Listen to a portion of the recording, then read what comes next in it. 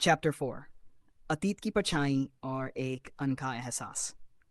1। सुबह की बेचैनी और एक नक्शे की शुरुआत। विनय की रात वैसे ही खराब थी जैसे किसी ने उसके दिमाग में 100 सवाल भर दिए हों और जवाब एक भी न दिया हो। उस मिस्टीरियस महिला की आवाज़ अभी भी कानों में गूंज रही थी। फाइल लौटा दो, समय पूरा हो रहा है। नींद में भी वह डर से उठ जाता। सुबह के 4 बजे वह बालकनी में खड़ा शहर की हल्की गुलाबी रोशनी देख रहा था। उसने सोचा, यह फाइल सिर्फ फाइल नहीं है, ये रास्ता है, कहीं ले जाएगी, किसी सच तक। लेकिन वो सच क्या था? क्यों उसे किसी ऐसे खेल में घसीटा जा रहा था जिसका ओरिजिन उसे पता ही नहीं?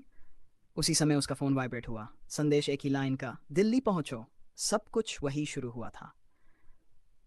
Sender known. विनय के चेहरे पर हल्का डर भी था और एक अजीब सी क्यूरियोसिटी भी। दिल्ली जाने की तैयारी और मोटर इंश्योरेंस वाला नया ट्विस्ट। सुबह ऑफिस पहुंचा। दिल्ली जाने का प्लान दिमाग में था, पर अचानक उसी समय एक नया केस आ गया। एक युवा लड़का रोते रोते ऑफिस में दाखिल हुआ। भाई साहब, मेरी बाइक चोरी हो गई और मेरा क्लेम रिजेक्ट हो गया। मेरी पूरी सेविंग्स इसी बाइक पर लगी थी। उसने शिकायत पत्र सा फेंका। विनय ने समझाया, मोटर इंश्योरेंस में क्लेम रिजेक्ट तभी होता है जब या तो एफआईआर लेट हो, या डॉक्यूमेंट्स मिसमैच हो, या कोई फ्रॉड सस्पेशन हो। लेकिन तुम पहले बैठो, पानी पियो। लड़का बोला, भाई मैं दिल्ली जाना चाहता हूँ जॉब का इंटरव्यू देने। बाइक थी तो सब आसान था, अब फूट फूट कर रोने की हालत है।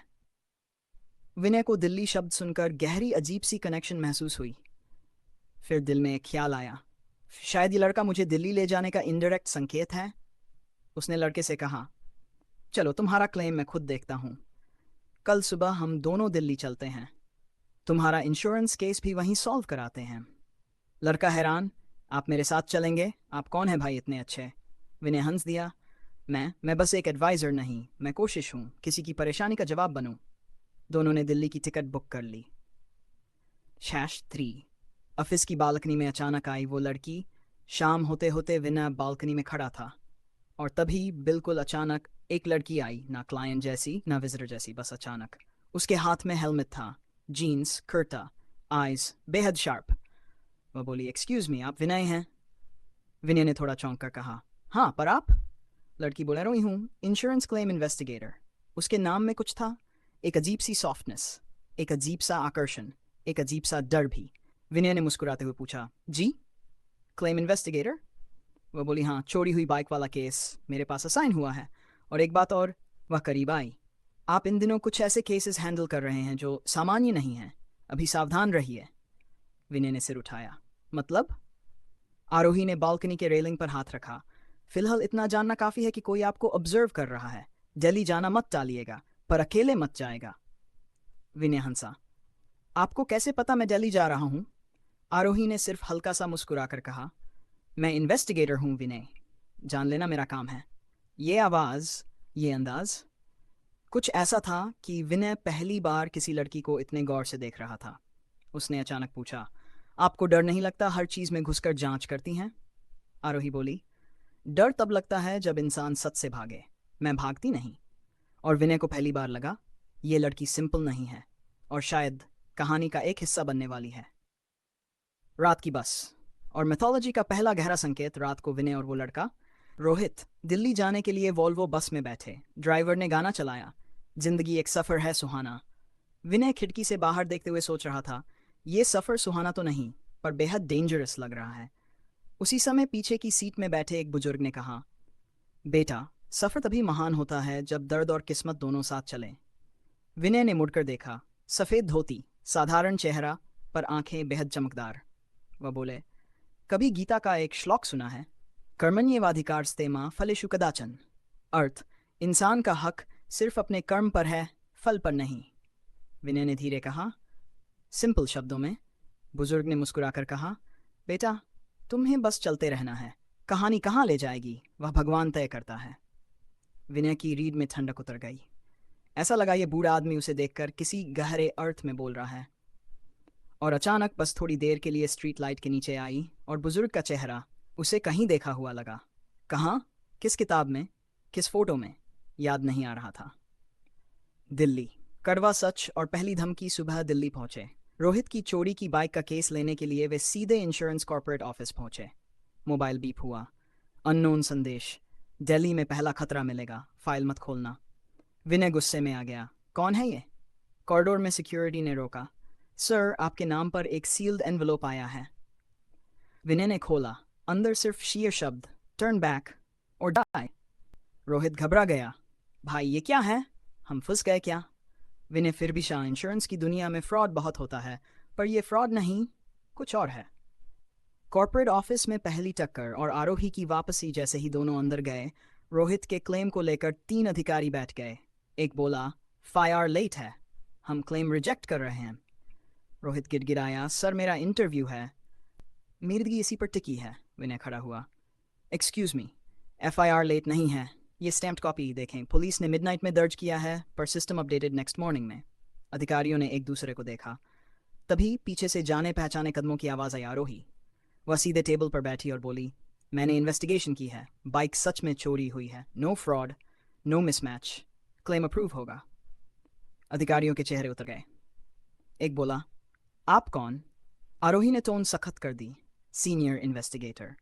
और आप सबको ये जानकर शॉक होगा कि आपने जानबूझकर सीसीटीवी फुटेज छिपाया है। सन्नाटा। विनय ने पहली बार महसूस किया कि आरोही सिर्फ शार्प नहीं, खतरनाक भी है। उसने रोहित के शोल्डर पर हाथ रखकर कहा, कंग्रेचुलेशंस, केस क्लियर। रोहित रो पड़ा।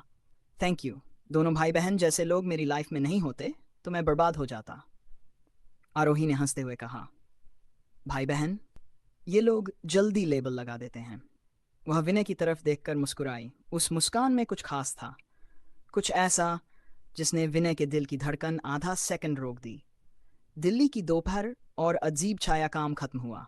विनय और आरोही एक चाय स्टॉल पर बैठे। आरोही ने पूछा, विनय, तुम हमेशा दूसरों की प्रॉब्लम में कूद पड़ते हो, खुद क्या?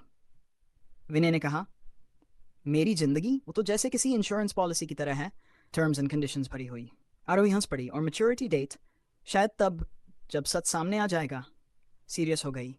विच ट्रूथ? विनय ने पहली बार किसी को बताया, एक मिस्टीरियस वुमन है, एक फॉरबिडन फाइल, और हर जगह से वार्निंग्स आ रही हैं। आरोही ने धीरे धीरे कहा, विनय, ये सब सिर्फ इंश्योरेंस केसेस नहीं हैं, ये कुछ बहुत बड़ा, बहुत डीप है। मैंने भी कुछ पाया है। तुम्हारी फाइल के पीछे का त्रिशूल ये सामान्य सिंबल नहीं है, ये राक्षत्रय का संकेत है। 3 प्रकार की रक्षा, शरीर, धन, परिवार। विनय की सांस अटक गई। आरोही ने मीनिंग सिंपल किया, यानी हेल्थ, वेल्थ और लाइफ, तीनों की रक्षा। विनय ने धीरे कहा, इंश्योरेंस भी तो यही करता है। हाँ, आरोही बोली, इसलिए ये फाइल इंश्योरेंस से जुड़ी नहीं, किसी बहुत पुराने सीक्रेट से जुड़ी है। विनय डर गया। तो मैं फंस गया हूं? आरोही ने उसी नरमी से कहा, नहीं, तुम चुने गए हो। उसने पहली बार विनय की आंखों में आंखें डालकर कहा, और मैं तुम्हारे साथ हूं। विनय का दिल एक पल के लिए रुक गया। क्या यह शुरुआत थी या कोई नया खतरा? रात, पुरानी दिल्ली और पहला सच। आरोही ने कहा, मुझे तुम्हें एक जगह ले जानी है। दोनों पुरानी दिल्ली की गलियों में पहुंचे।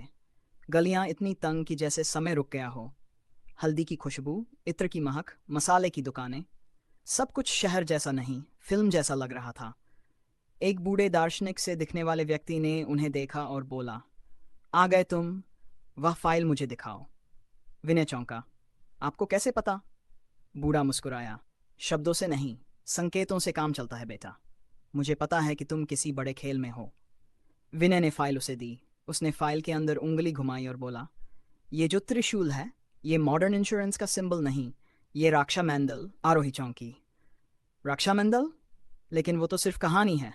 बूढ़ा बोला, वो कहानी नहीं था, वो भारत में लोगों की सुरक्षा करने वाला पुराना गुप्त समूह था।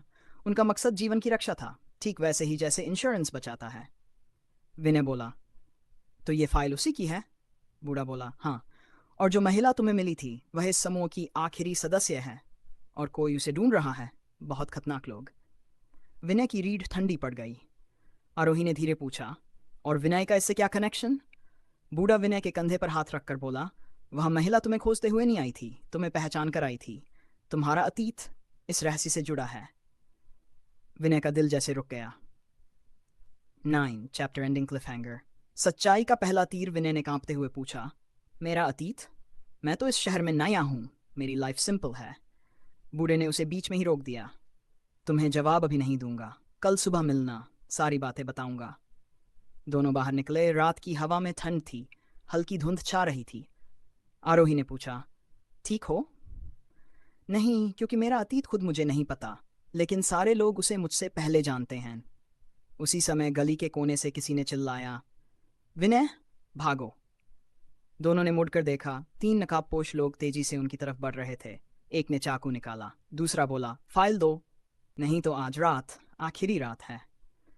विनय और आरोही दोनों जम गए। धड़कने तेज। अचानक सबसे पीछे से वही मिस्टीरियस महिला दिखाई दी जिसने फाइल दी थी। वह बोली, विनय, मेरे पीछे चलो, अभी यहीं से सब शुरू होता है। और स्क्रीन ब्लैक। चैप्टर 4 समाप्त। इंश्योरेंस हैंस का परफेक्ट सोल्यूशन। विनय है ना। कार इंश्योरेंस हो, बाइक इंश्योरेंस हो, हेल्थ इंश्योरेंस या लाइफ इंश्योरेंस, अब किसी भी पॉलिसी की टेंशन को बोलो गुड बाय। विनय आपके trusted insurance and policy adviser हर पॉलिसी को सिंपल लैंग्वेज में समझाते हैं, बेस्ट ऑप्शन सजेस्ट करते हैं और आपको सही कवरेज सही प्राइस में दिलवाते हैं। Any insurance related query? Renewal? New policy? Claim help? Compare plans? Just call. Vinay is always happy to help. Contact now 793-927-019. Your insurance friend, Vinay Insurance Advisor.